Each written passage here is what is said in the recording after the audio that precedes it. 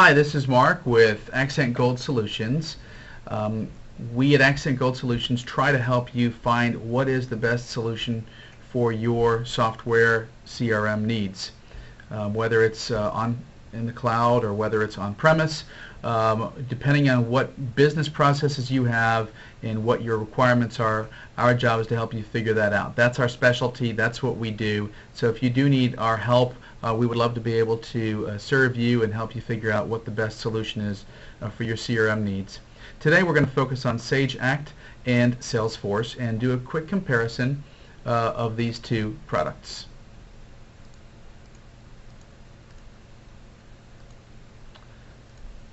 Here we go. So Sage Act, first of all, has just come up with their first subscription offering. They've already been considered probably the most successful contact manager on the market, but of late they decided, we need to get into the cloud game with everybody else. So they've come up with their first subscription model, which is $50 per user per month, and it's called Sage Act Hosted. They are still a contact-centric design and structure. They do have a company feature, but it's not quite account-centric the way many CRMs are account-centric.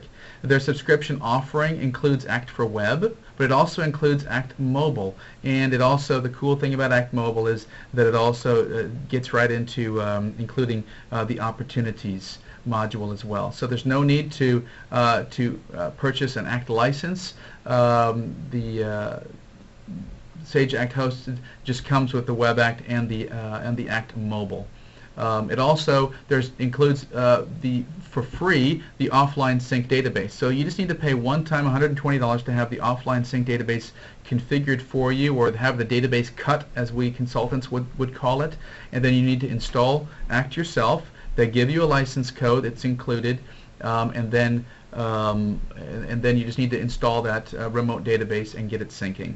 And you can have a consultant help you with that if you don't have that already working. Again, it's $50 a month, and it's going to be compatible also with Windows version 8. So number one on the market, they're moving towards the cloud. Their layout and screen, if you haven't seen Act, it really is probably one of the prettiest screens on the marketplace. It's just very flexible to design.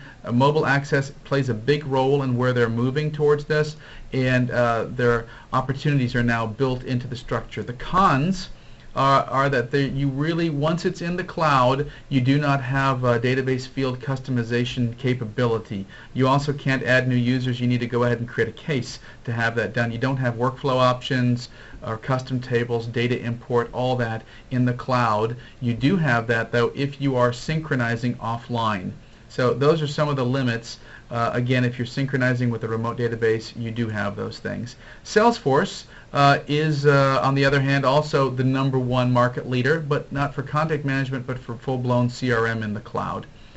They basically created the SaaS market for cloud. The trend is that they're competing with SAP and Oracle, moving upstream, and they're being replaced on the downside with Microsoft and Sugar and some other competitors. They do have the #1 market share. They probably have the most mature app store on the market as well. They do fit for every browser, and they've got a great tool in Chatter. If collaboration for your team is important, that's how they position themselves as well.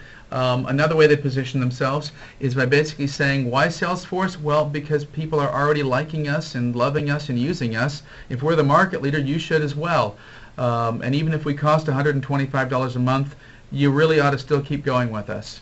And I think they're going to run into some problems with that argumentation just because there are so many other good choices out there. They do have a top-notch product. I can't say anything bad about it. It's their pricing that's a bit confusing, where they try to nickel and dime you. They tell you, yes, you can send emails, but if you send more than 250 emails, then you're going to have to move up to a different product, and that's going to cost you more money. That's where I have difficulty with their pricing model. If you want workflow, for example, and automation, you got to go up to their $125 per month model. There's a great article about limits that they put out themselves. You can take a look at some of the limits here on the screen. Otherwise, please contact us. We would love to be able to assist you, whether you're comparing Microsoft CRM, Sugar, Salesforce, Act, or others. We would love to help you with that comparison.